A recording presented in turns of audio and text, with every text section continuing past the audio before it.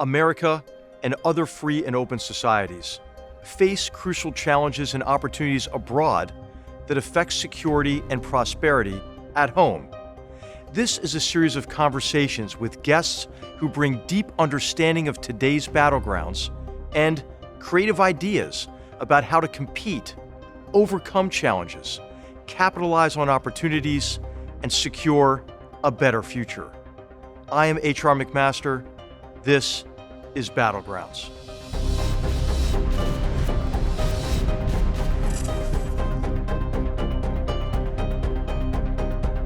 On today's episode of Battlegrounds, our focus is on the Chinese Communist Party and the People's Republic of China. Our guest, Tong Yi, is a Chinese human rights advocate who worked as an interpreter for Wei Jingsheng, the prominent Chinese democracy advocate and dissident. After translating in Wei Jingsheng's meetings with then-Senator John Kerry and Assistant Secretary John Shattuck, Yi was sent to a labor camp for 2.5 years. She endured prolonged beatings for protesting the camp's conditions. After Yi and a fellow inmate smuggled a letter detailing the abuses, her story garnered international attention, and she was released. She then immigrated to the United States. The Chinese Communist Party, or CCP, was founded in 1921, following a decade of profound change and turbulence in China. In 1911, the Xinhai Revolution ended nearly 4 millennia of dynastic rule and catalyzed anti-imperialist sentiment. Sun Yat-sen served as provisional president of the Republic of China from January to March of 1912 and was known for his 3 principles of the people. In 1914, Japan seized Germany's concession in China's Shandong province. When the 1919 Treaty of Versailles did not return the concession to China, thousands of Chinese students gathered in Tiananmen Square to protest. These protests grew into the nationwide May 4th movement, which called to return China to international prominence through adopting Western science and democracy and abandoning Confucian ideals. Meanwhile, Russia's 1917 revolution spread Leninist ideas eastward. Marxism, anarchism, Bolshevik ideology, and Leninist theory gained traction among Chinese intellectuals, and Soviet communists helped found the CCP.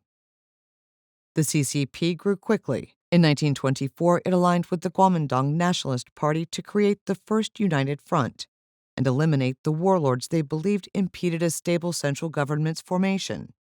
On April 12, 1927, Chiang Kai-shek led nationalist forces to purge the country of communists in what became known as the Shanghai Massacre.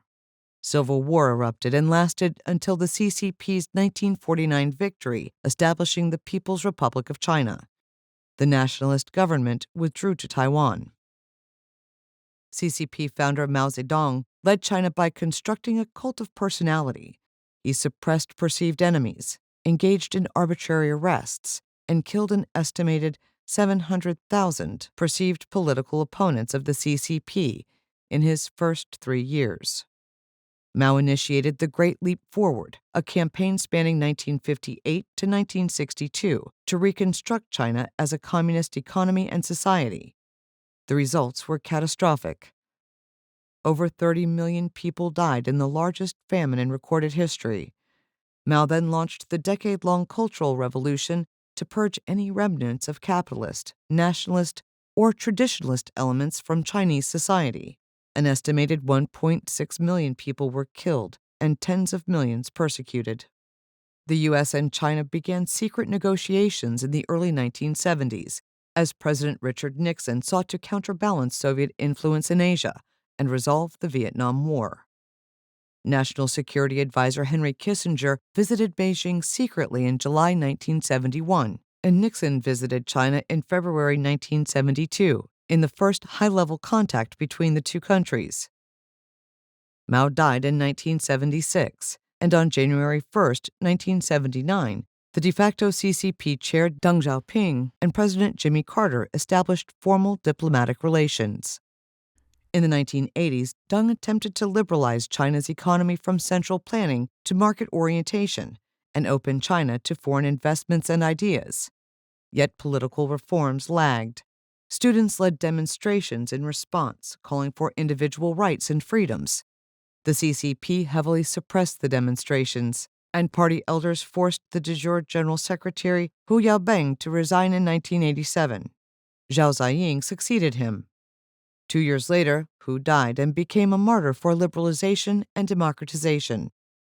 Following a tradition of using sanctioned public mourning as an opportunity to express dissent, students came to Tiananmen Square to commemorate Hu and call for reforms. They remained for weeks. On June 4th, Deng ordered martial law and demanded the Chinese military regain control of the area. The People's Liberation Army entered central Beijing with tanks, crushed numerous protesters, and opened fire.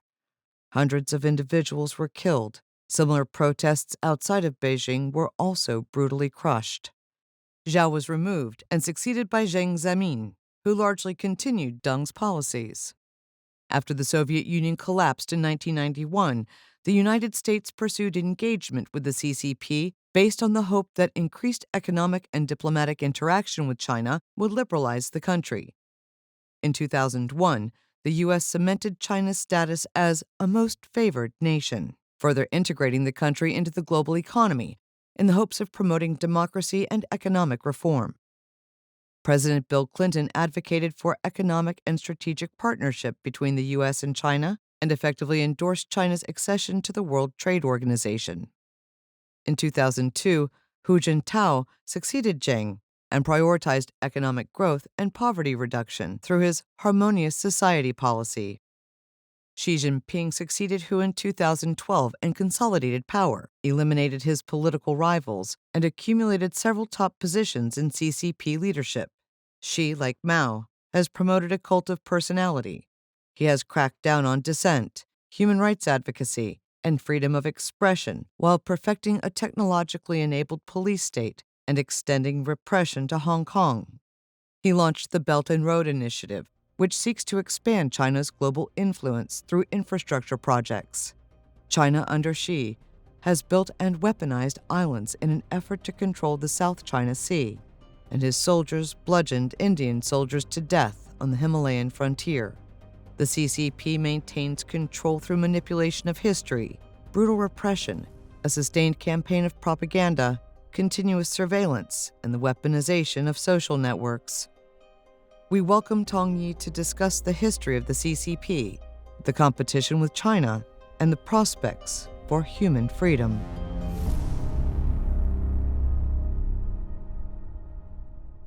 Tong Yi, welcome to Battlegrounds. It's an honor to host you today, and it was a real pleasure to meet you when we testified together before the Select Committee on the competition with the Chinese Communist Party. Your testimony was really brilliant and heartfelt and important. And it's wonderful to be able to follow up with a discussion with you on Battlegrounds. Welcome. Thank you so much, General McMaster. It's such a pleasure to see you again, despite online. It's a great honor to be invited by you to be on this program. Thank you. Well, hey, the honor's mine. And, you know, the last time we talked about really how we got here today. And we discussed really the assumption that dominated America's approach toward the CCP, the Chinese Communist Party, since the end of the Cold War. And that fundamental assumption was that China, having been welcomed into the international order, would play by the rules. And then as China prospered, it would liberalize its economy and liberalize its form of governance. And I'd like to just ask you, what's your view of how we got to where we are today? What was wrong with that assumption? Why did leaders in the United States, I think we could argue, hold on to that assumption for too long, even after it was clear that that assumption was false? Yeah, the problem with the assumption was that it fundamentally misperceived the nature of the Communist Party of China.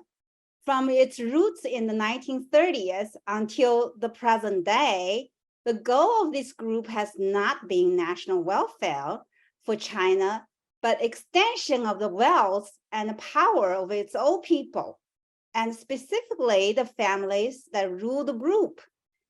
In the 1940s, as the armies of the KMT nationalists and the A-bombs of the US defeated the Japanese, the CCP took ruthless advantage of an opportunity to grasp power in all of China, after which in the 1950s and the 1960s, it launched a series of cruel campaigns, including the very quixotic Great Leap Forward that pursued power for the CCP elite.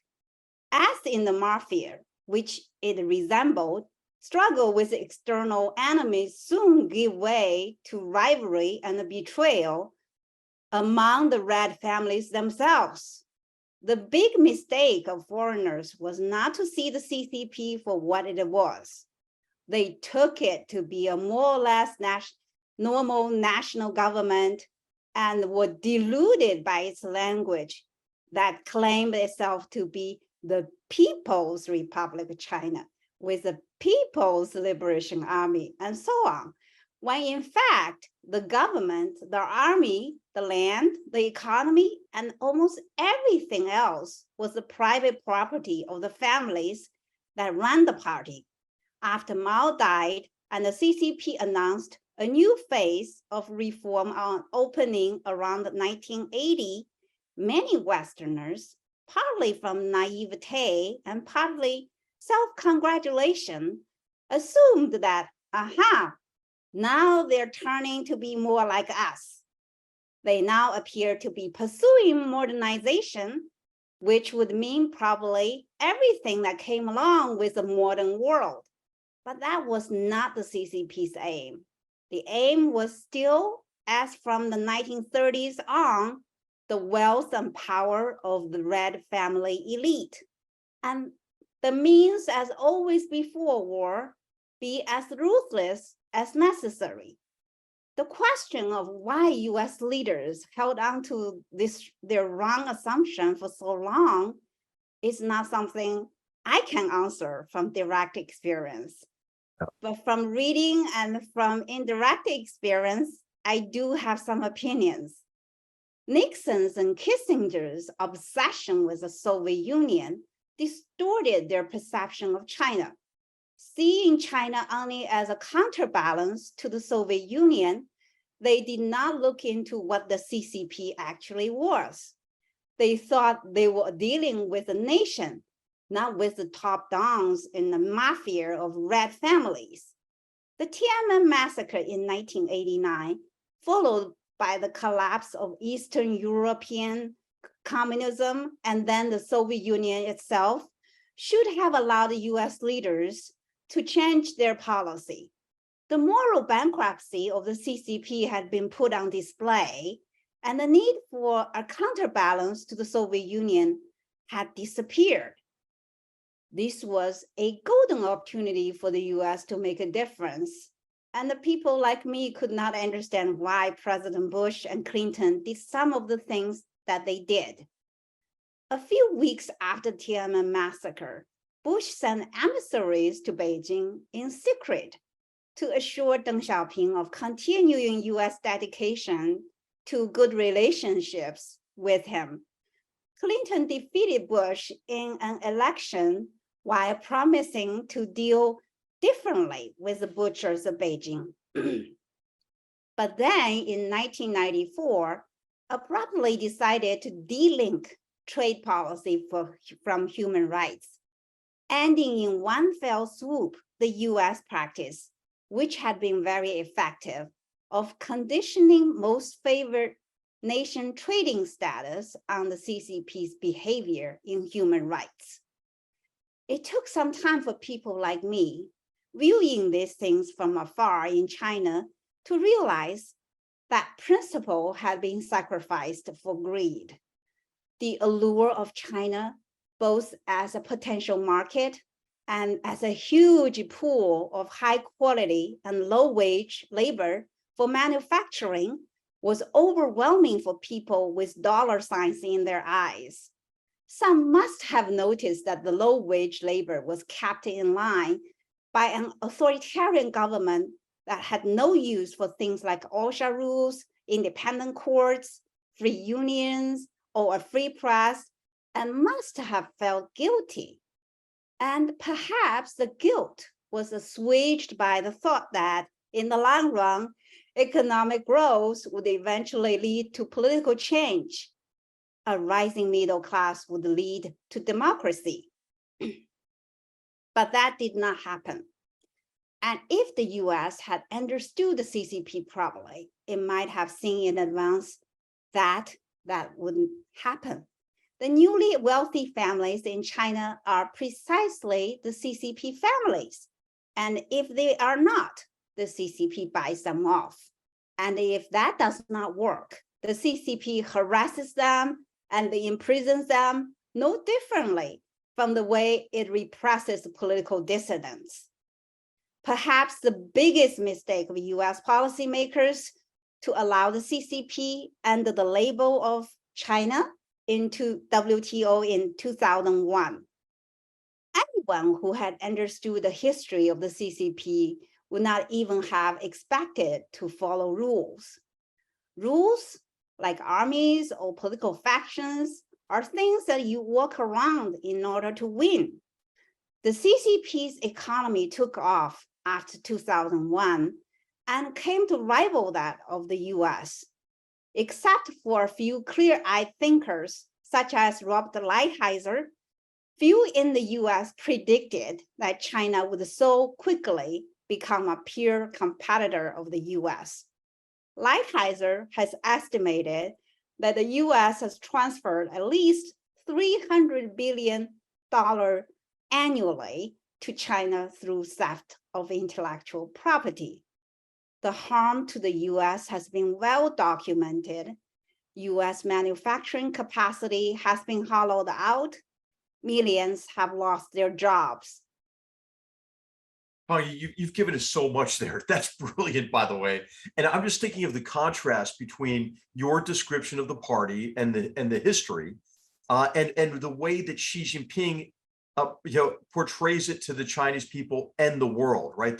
You've really countered the narrative of the century of humiliation, in which all of the ills that visited China were due to colonialism, rather than colonialism, certainly, but how about the destructive nature of the party? I mean, I think it's important for our viewers to understand that the Chinese Communist Party has killed more people than Stalin and Hitler combined, in the form of starvation and murder during the Great Leap Forward and the Cultural Revolution, and you're bringing to mind for me some really great books that set the record straight, I think, pretty well. I really like John Pomfret's book, The Beautiful Country in the Middle Kingdom. I think is a great work. Our colleague Elizabeth Economy has two great books on the Third Revolution and China today and looking to the future. Frank Decoder's work on his volume history of the Chinese Communist Party. I'm thinking of Roche Doshi's book, The Long Game, where he lays out this narrative. These are all primary source books that go to primary sources. I think there is so much misunderstanding out there. And what you really pointed out is, hey, the Chinese Communist Party is not just communist in name only, right? It's not as if, it's not like Dr. Evil would say that they're not the Diet Coke of communism. They're the real thing, right? And so I would like to ask you maybe to talk a little bit more about what motivates the party. Because when you look at the party and you say, well, that doesn't make sense, because we do still tend to mirror image. I think this is one of the reasons why we didn't get it in terms of challenging this assumption we've talked about. But we tend to think that it doesn't make sense that they did zero COVID, right? It doesn't make sense that they cracked down on the tech sector. It doesn't make sense that that they act in ways to restrict investment in China when they want it, like the crackdown on Bain and the other Western companies that are there to provide some degree of transparency into Chinese companies and for investors in China. But why does it make sense to the Chinese Communist Party to take these actions? What drives them? And why do they being Xi Jinping, right, and those around him, why do they make the decisions that they make? Glad that you mentioned so many wonderful books. I would add James Mann's About Facebook. That's published around 1998. that laid out all the, US policies from Kissinger, Nixon until Clinton. That was a really brilliant book. After reading it, I got a lot of it too. And another one is Princeton professor Aaron Freeberg's Getting China Wrong. Right. Yeah. Really, really a great book also. Absolutely. The CCP's approach to the world is simple: grab, monopolize, and maintain power.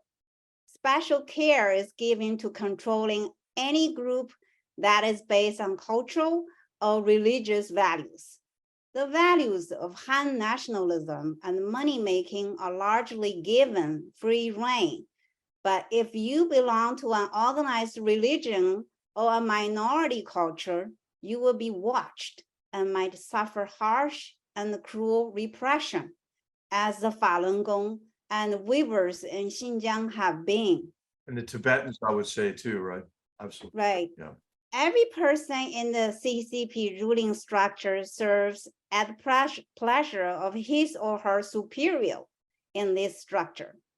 So the decision he or she makes are aimed overwhelmingly at pleasing the superior. The top leader lacking a superior, so must look around him at his peers at the top, who are also his potential rivals. Mao was obsessed by fear of rivals around him. Xi Jinping cannot but have similar fears. CCP decisions are sometimes made not because of changed perception of the outside world, but because of the mechanisms of decision-making by the party of one, which is Xi Jinping. Well, I mean, I think these are really important points because, what the party fears, I think, in part is being seen to have been wrong, right? The party has to be right about everything.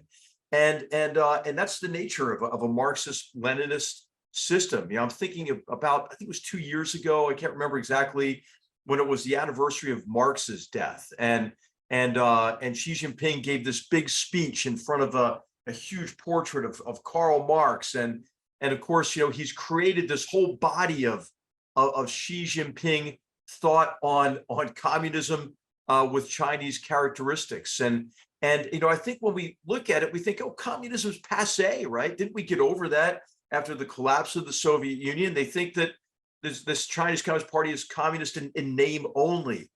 But could you explain a little bit more about the ideology of the Chinese Communist Party? Is Xi Jinping really a Marxist-Leninist? And what is your assessment in terms of the nature of the regime and the ideology that drives and constrains Chinese Communist Party leaders? Yeah, I recently finished a new book by William Imbolden about Ronald Reagan's foreign policy. Great book. Great book, where I learned that Reagan labeled China's government, quote, so-called communism, unquote. He saw it as different from Soviet and Eastern European communism. Reagan had a point. I don't think any of the CCP's top leaders have been great students of Marxism. In fact, dissidents within the CCP often become dissidents precisely because what they learned from Marx was different from what the top leader was feeding them. Mm-hmm. Still, we cannot say Leninism is a thing of the past in China. In the 1950s, the CCP borrowed its basic governing model from the Soviet Union, and elements of the model survive today. Mao also borrowed control techniques from Stalin, such as the idea that writers are engineers of the soul, and that executions are a good way to handle opponents. Surveillance technology has, in a sense, helped the CCP to push Leninism beyond what the Soviet Union or East Europe were able to achieve. It would be absurd to call Xi a Marxist in anything but the most superficial sense. His formal education lasted only to junior high school. So on the internet today, the term, quote, elementary school graduate, unquote, has become a sensitive phrase. subject to monitoring and deletion. There are a lot of popular jokes about Xi's deficient education. Xi's move to model himself after Mao Zedong seems an obvious search for gravitas or charisma that he does not naturally possess.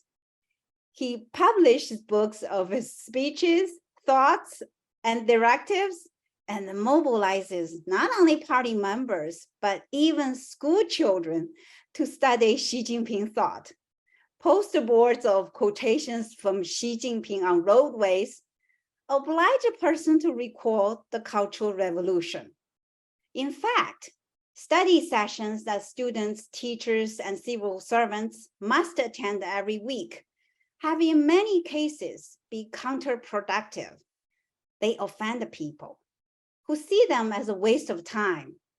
Many Chinese think that Xi is afraid of a rich middle class in China because they will not be easy to control. They think Xi's plan may be to keep the populace relatively poor, thinking about their stomachs all the time, and spend the state's money on military buildup and bribing foreign countries for their support and resources.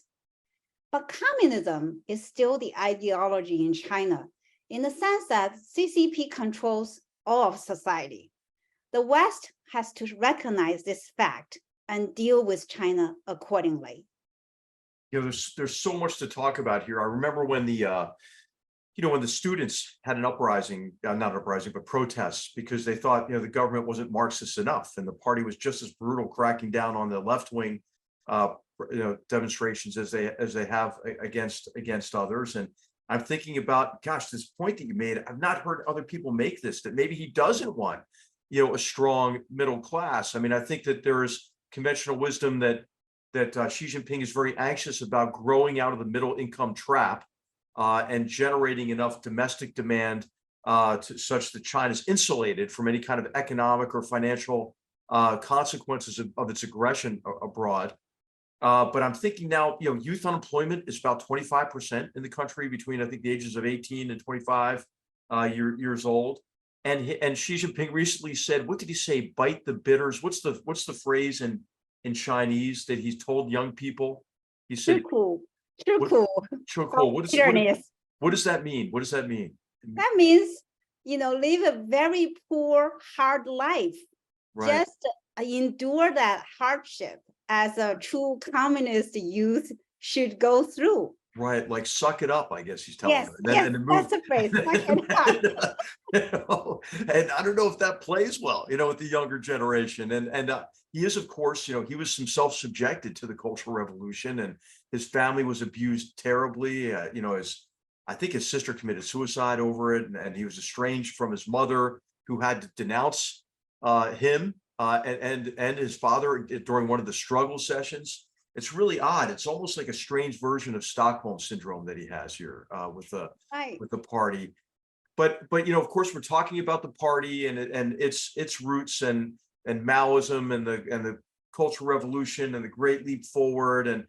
But also, when I visited Beijing with President Trump, and they gave us a tour of the Forbidden City, and I was struck by how much even the architecture there it evokes kind of a sense of hierarchy, right? It sort of is meant to promote harmony, but that harmony comes from deference to a central authority. Exactly. And so, could you talk maybe about how the Chinese Communist Party's authoritarianism comes from obviously the party's past, but might even go beyond that, or further back in time to the imperial culture of China? Yeah, certain features in Chinese tradition have helped the CCP to rule China. Respect for authority is certainly one, as you mentioned. Sacrificing individual interest to the group, meaning to the authority figure that rules the group, is another. Chinese tradition also allows nepotism to trump meritocracy. Hypocrisy and two-faced personality also thrive in the Chinese cultural environment. All of these lesser than attractive elements in Chinese culture help the CCP. Xi Jinping recently hosted the leaders of 5 former Soviet countries from the ancient Silk Road for a banquet in Xi'an. You saw the fanfare there. I did, I thought, I kind of liked it because it was also a bit of an offense to Vladimir Putin in terms of displacing Russian influence in Central Asia. So, but this was, so what was your assessment of it? And because he did evoke, sort of images and imagery from Tang Dynasty, the Tang Dynasty, like clothing and flags and images. Right. He was stressing Confucianism, even though blithely overlooking the Confucianism was criticized throughout China's 20th century and mightily attacked by Mao Zedong. Henry Kissinger recently commented in The Economist that China is more Confucian than communist, but China is far less Confucian than are Taiwan, South Korea, and Japan. It was just, I think, image playing to play up China's claim that it has 5,000 years of history. Therefore, we are superpower. We have the credit or history to claim that. Right, and so much of the party's behavior, conduct, philosophy, cuts against Confucianism, but I'd love to hear what you would say to Americans, right? So we're talking about the Chinese Communist Party. We're talking about the flawed assumptions that have underpinned our approach to the party. We neglected kind of the nature of the party, its ideology, what drives and constrains the party. Why do you think this is important to Americans? I mean, I think when you look just in recent years, there's been a big shift. I think now Americans have come to the conclusion, except maybe for a few on Wall Street who still haven't gotten the memo yet, that the Chinese Communist Party is hostile to U.S. interests in the world. If you just look back at COVID, right, foisting COVID on the world, going after anyone who was trying to ring the alarm bells about COVID, right, persecuting Chinese journalists and doctors who were trying to do so, subverting the World Health Organization, and then adding insult to injury, with this wolf warrior diplomacy. But then it wasn't just informational aggression; it was cyber aggression, huge cyber attacks in the midst of the pandemic, and then physical aggression, bludgeoning Indian soldiers to death on the Himalayan frontier, laying claim to the ocean in the South China Sea and ramming and sinking Vietnamese vessels, the various threats to Taiwan and also to Japan and South Korea with these overflights and threatening military maneuvers and so forth. You have now these campaigns of economic coercion that they've conducted also, against Australia, Estonia. So I mean, the list goes on. And I think Americans have come to the conclusion that the CCP is hostile, I think, to the international order that has benefited it and the world. But what do you say to Americans who might think, well, why do we care, right? Why do we care what China does? We have our own problems. What should Americans care about the nature of the CCP and its actions? To your credit, General McMaster, I think when you were the National Security Advisor, you issued a report about in a sort of a national security assessment report, and the national security strategy from December 2017, and just it makes great beach reading, doesn't it? I recommend it to all of our viewers. Right, it was really the foundational document to claim that the CCP's expansion into the world is inimical to U.S. interests. The CCP has a clear record of breaking rules and promises. She promised Obama not to install military equipment or facilities on artificial islands in the South China Sea, but then did exactly that. The CCP joined WTO, promised all sorts of market opening, but then didn't do it. It promised autonomy for Hong Kong until 2047 and drastically broke the promise in 2020. As the CCP grows richer and stronger, it bullies other countries. When a Chinese fishing boat entered Japanese waters and the Japanese dared to object, the CCP blocked the export of rare earth minerals to Japan. When Australia dared to inquire about the origins of COVID-19, the CCP banned imports of Australian coal and wine. Taiwan has been bullied by China for decades. Xi had broadcast his willingness to retake Taiwan by force during his reign. Already, we have witnessed PLA planes and Navy vessels flying close to Taiwan's airspace or waters almost on a daily basis. Now they're challenging US airplanes and naval vessels in the international waters around South China Sea and the Taiwan Strait. Even in the US, in the media, in political circles, and in universities, the CCP has been using what it calls United Front efforts to encourage politicians, professors, students, and ordinary people to be favorable to the CCP and to accept its ways of thinking. If China wins the competition with the US, the world will not be the same as the one we have been living in. Everybody's freedom will be checked by the CCP.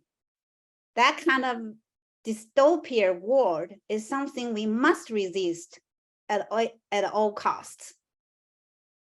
You know, Tong Yi, I'm also reminded of some of the egregious behavior by the United Front Work Department and setting up these police stations internationally, you know, where they focus on policing the Chinese diaspora, but also in our case, Chinese American citizens, intimidating them, trying to get them to fall in line. And I think I'd like to just make this point at this time. I mean, I think what's one of the greatest strengths of our country is that we do attract some of the best and brightest people from around the world. And one of the great strengths of our nation are our Chinese Americans, you know, and also, you know, and also Chinese residents who are here from China.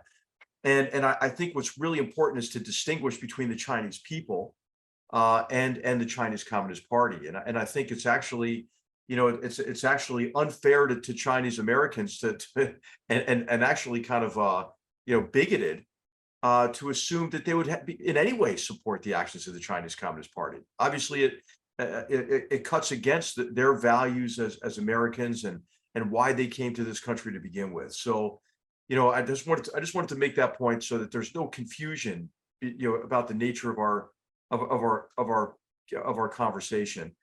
You know, I think that also in universities, you know, there has been this effort by the party to kind of police the thoughts of Chinese students studying in America. And I think every university president and provost and deans of schools, you have to really work hard to ensure that Chinese students who are here enjoy the full experience of freedom of speech and expression and freedom of thought.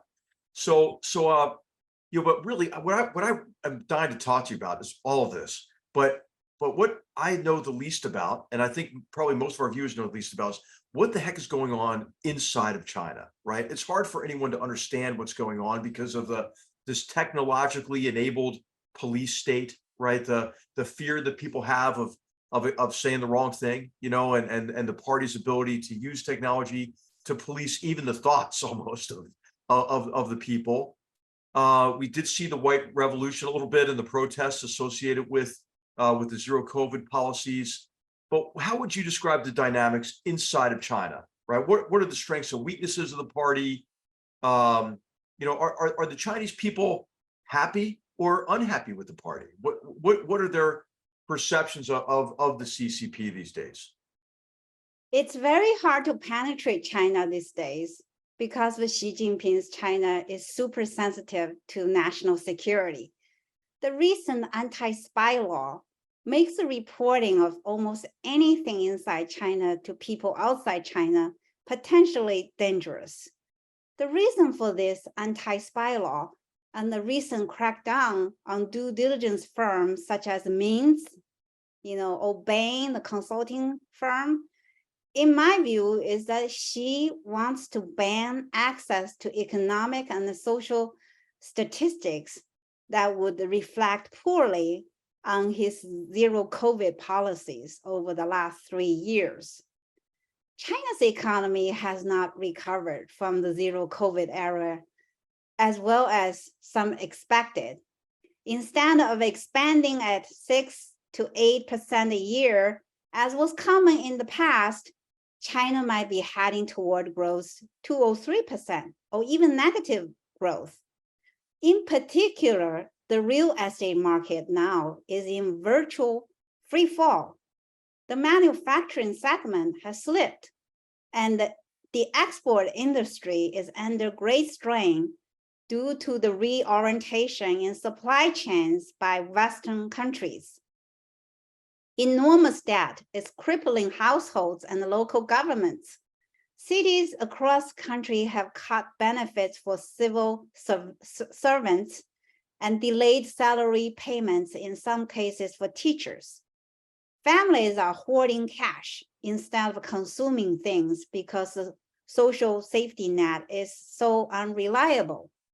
2023 is also the first year in which China's population has declined. Very worrisome for the Chinese leadership is that the official unemployment rate for those who are 16 to 24 years old is around 40. Some say it's to 40%, close to 40% in reality. She has said the young should learn to, quote, eat their bitterness, unquote. What we're discussing, absolutely. Yeah, evoking a phrase that was used during the Cultural Revolution when young people were sent to the countryside. Such a policy today would make young people really angry. Raised in relative comfort, they would not easily accept Cultural Revolution treatment.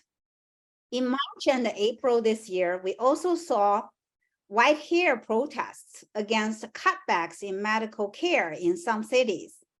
The elderly protesters said their years of labor had earned the services.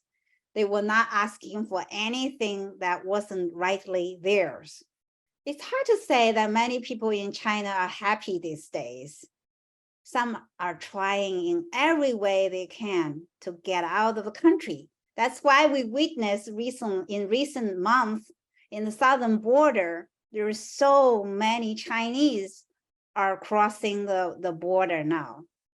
Tong Yi, that's just a great analysis. I mean, I think that what you've described to us is the difficulties the party has encountered in large measure because of their race to surpass the United States, right? They've got mountains and mountains of local debt that were built up because of investment they've made to keep the economic growth really artificially high.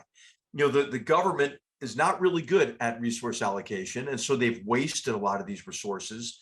You see that playing out in the real estate sector, and really the inability to grow out of that middle income trap, where as wages rise, manufacturing in China becomes less competitive, and so either you have to increase your productivity, which you can't do when you crack down on the tech sector, or you have to create internal demand, right? Domestic demand, which isn't happening because people are holding on to cash because they have this uncertainty about their future.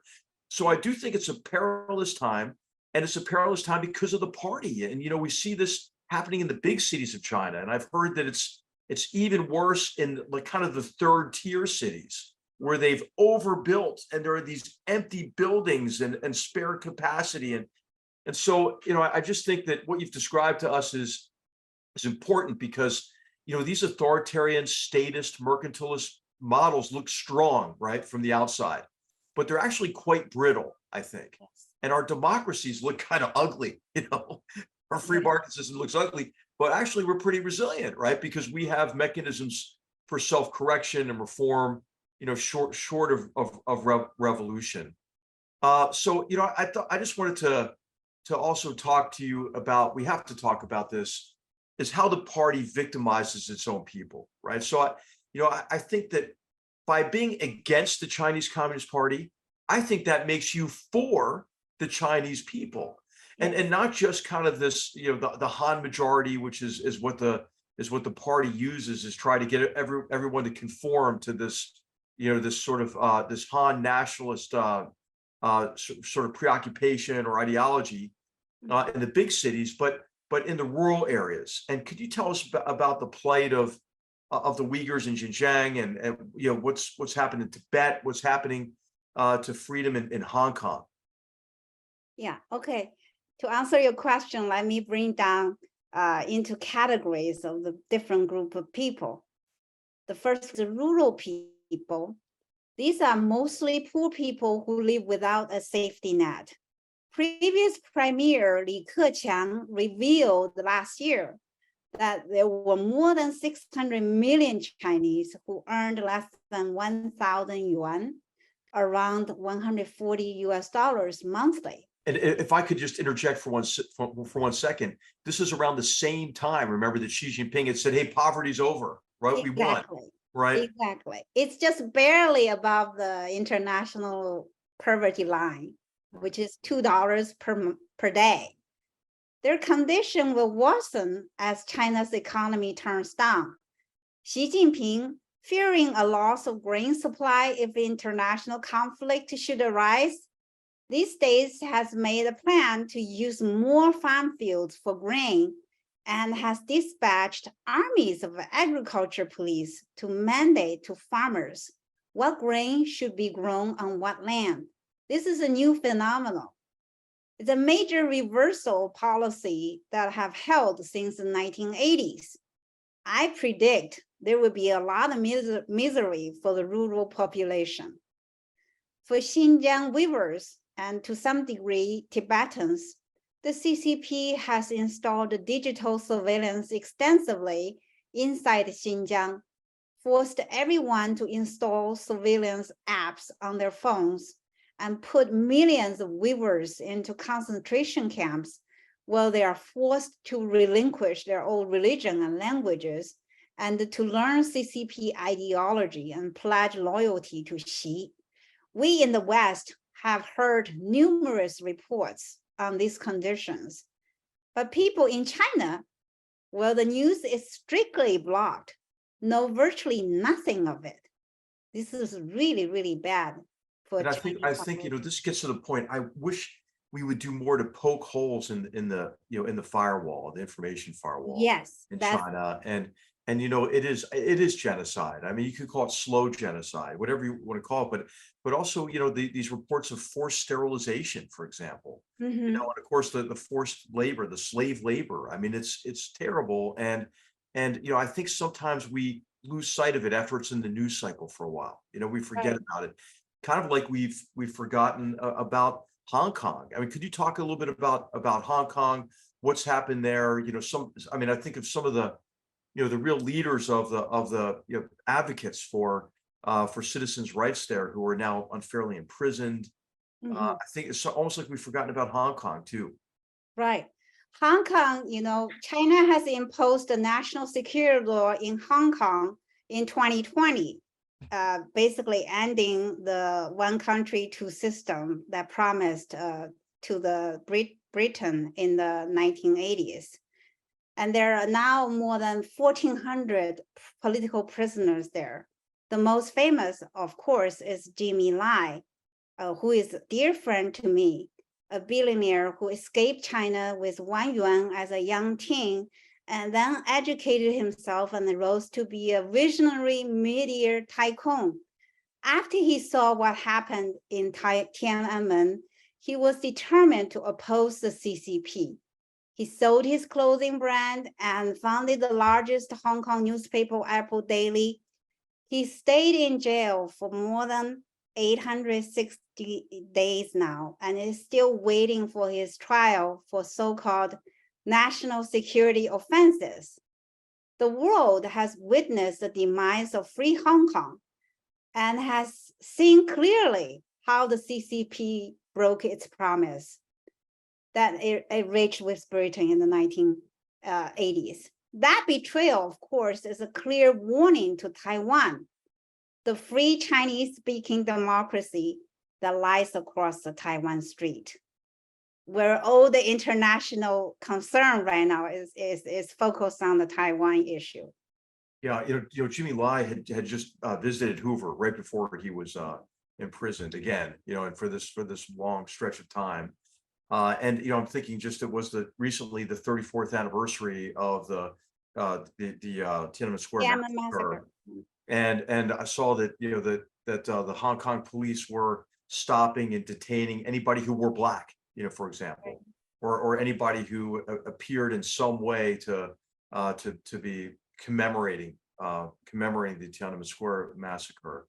And this is just an indication in Hong Kong, but it's really expanding across the whole country how they employ this Orwellian surveillance system, right? Technologically enabled, really worse than Orwell ever imagined, right? Right. To create, the ability to stifle human freedom, to almost police people's thoughts, to make sure that there can't be any kind of an organization against the party. So could you explain the party's mechanisms for control? We talked about a little bit when you said it's really hard to figure out what Chinese people are thinking, but how does the party maintain its grip on power?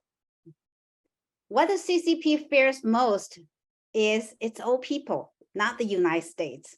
And this means that maintaining control inside China is its ultimate mandate. Mao imported the Soviet police state from Stalin in the 1950s, and the CCP security apparatus has been strong since then. Now, with the technology imported from companies such as Cisco, surveillance cameras are prevalent in every corner of Chinese cities. Monitoring apps during the pandemic were installed in everybody's cell phone, further enhancing CCP control. The CCP also invented a social credit scoring system. People who offend the government get low social security scores that can impede their abilities to buy an apartment or a train ticket. A digital dictatorship, even beyond what George Orwell imagined in his novel 1984, is being realized in China. I think it really is unwise to just invest in China broadly at this point, but especially in these companies that have been part of establishing the police state. I'm thinking of anybody who invested in Hikvision or SenseTime. Actually, I mean, I'm sure didn't know it at the time, but they have actually enabled this sort of this sort of extinguishment of human rights, the campaign of genocide against the Uyghurs. So I think investment in China should be an ESG issue, in American boardrooms, and I think we just have to have more of these conversations and stop sort of in many ways underwriting our own demise and underwriting the demise of the Chinese people, and pay attention. I think your comments also tell us, hey, pay attention to supply chains, and ensure that you're safeguarding, your own privacy, but also data and technology that's critical, to your business, right, or to anything. So what can we anticipate about the future? What is the party's trajectory? I'm gonna ask you to do the impossible, right? I mean, to predict the future, but what do you anticipate the party doing both internally? We just talked about how they establish and maintain control, but externally as well. And also, as you're thinking about your answer there, you made me think of another book. This is Suleiman Wasif Khan's book, Haunted by Chaos. And it's really a whole book about the party really being motivated principally by this fear of losing control. But okay, again, unfair question, but how do you see the future? Yeah, let me just give my a little bit opinion here. Things do not look rosy for Xi Jinping now. The urban public is still angry about his COVID policies. The economy has been losing steam, and he has been importantly responsible. His policy debacles caused him to feel insecure about his hold on power. He mobilized the country to study Xi Jinping thought. He arranges that his books be bestsellers in China, Some of his yes men are pushing for a Mao-style cult of personality. Silly practices from the Cultural Revolution, such as weekly study sessions for civil servants, are resurfacing.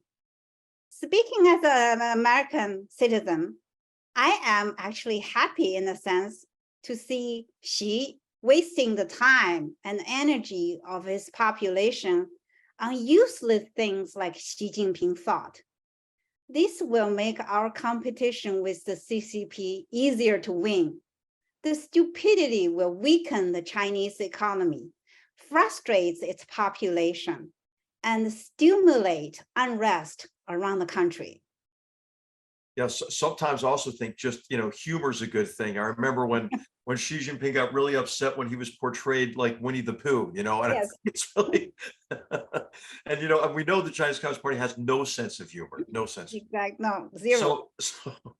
So I guess a related question, and okay, what do we do about it?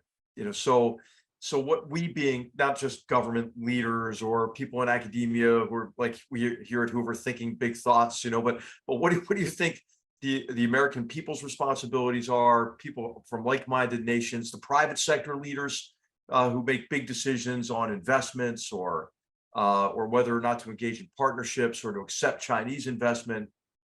What advice do you have about what to do about the problem set that we've talked about, right? A regime that's hostile to our interests internationally and is extinguishing human freedom within China. The US should stop playing with the CCP on a non-level playing field. A principle of reciprocity should be enforced. Oh. For example, the CCP does not allow Facebook, Twitter, or YouTube inside China, and we should definitely not allow TikTok or WeChat inside the US. This is our friend Bob Lighthizer. This is his favorite word, reciprocity. Absolutely. Exactly. Views on TikTok and WeChat that the CCP disliked are deleted from those platforms, which therefore makes them into a one-way propaganda megaphone for the CCP. If they were two-way, they would be channels through which views that differ from the CCP's could penetrate China, but they're not. This is not unfair, not only unfair to the US, but in principle, a fundamental violation of free speech. In 2021, the de minimis exception for trade with China let at least $188 billion of goods into the US without any paperwork or tariffs. That made it possible for Chinese apps such as Pinduoduo, Temu, and Shine, which offered extremely low prices for everyday goods, to become so popular in the US. And even advertised during the Super Bowl, right? Right. This is a stupid rule.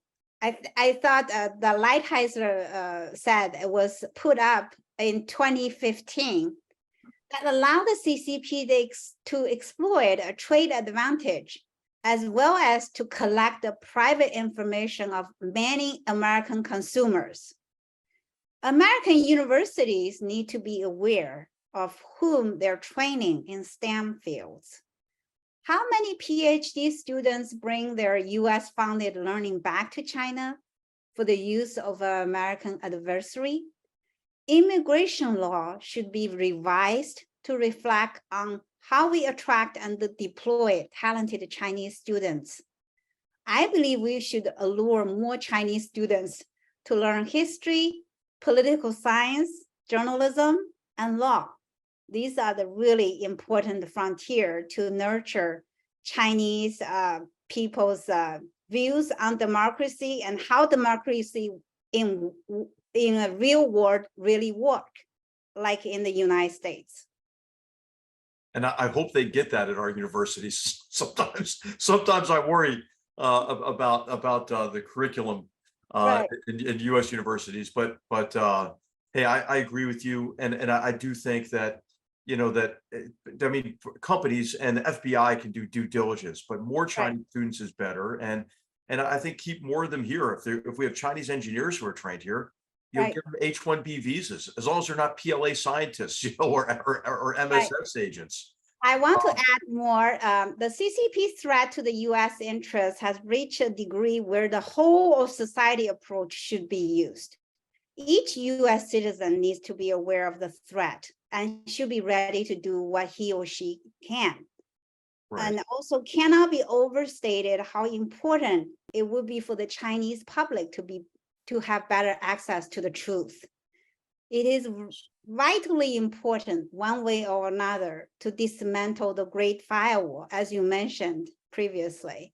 The more the Chinese people know the truth, the easier many things will become. Absolutely. Tong Yi, I can't thank you enough. We've covered a lot of ground, and you have explained so clearly, I think, the nature of the challenge in a place, I mean, in one place, in one interview, I think with a higher degree of clarity and comprehensiveness than I've heard really anywhere else. But I'd like to just ask you one last question. What did we not cover? What should I have asked you that you'd like to share with our viewers? Yeah, I would like to highlight WeChat's pernicious effect on Chinese diaspora around the world. Yeah. WeChat's presence in the West hurt our interests. Most of Americans don't use WeChat, like you probably won't use, are not using WeChat. I'm kind of rusty on my Chinese. Right. So they don't understand why WeChat is harmful for the US. Right. But almost every Chinese American uses WeChat to connect with families and friends inside China. Inside China, WeChat is a must-have super app. Outside China, it collects data of overseas Chinese, including their social networks, both inside and outside China, their professions, and their personal issues, including. The CCP can then leverage this information for their purposes. Overseas Chinese Americans are targets of the CCP's influence or coercion.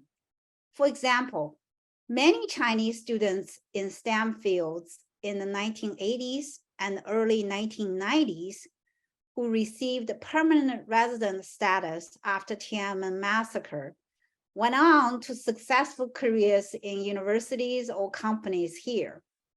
Later, many were lured by CCP's 1,000 Talents program to bring their knowledge home for CCP use. Bloomberg News recently revealed, for example, that Shannon Yao, who worked as a top scientist for Coca-Cola, tried to sell $120 million in Coca-Cola's trade secrets to a China-run company, which must be controlled by the CCP. Shannon Yao is not an outlier, alas. Many others from the 1980s and 1990s got educations in American graduate science programs funded by the US federal and local money. They received green cards because of the Tiananmen students movement or through work visas, and were able to launch successful careers here in the US.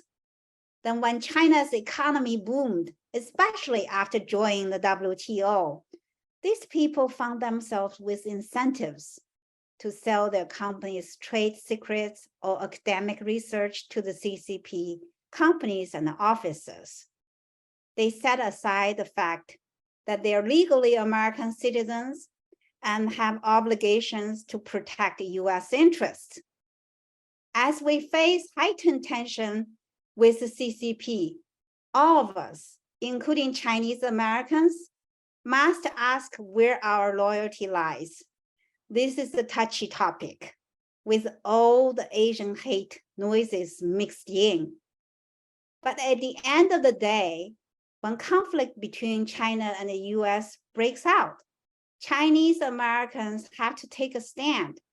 Are we for freedom or for dictatorship? I am one Chinese American for whom the answer is obvious. Well, Tong Yi, I mean, you've helped us so much, and you're such a courageous person and a great leader at a critical time to help us understand the nature of this threat. And I do just want to highlight that, I think now the situation has changed from those early days after Tiananmen, and it's clear that the Chinese Communist Party is not going to liberalize. It's not going to play by the rules. It's not going to change its form of governance. And so we have to recognize the nature of the competition. And you've really helped us do that. I want to thank you on behalf of the Hoover Institution for helping us learn about a battleground important to building a future of peace and prosperity for generations to come. It was wonderful to have you on Battlegrounds, and on behalf of all of our viewers, thank you so much. Thank you for having me, General. Battlegrounds is a production of the Hoover Institution, where we advance ideas that define a free society. For more information about our work, to hear more of our podcasts, or view our video content, please visit hoover.org.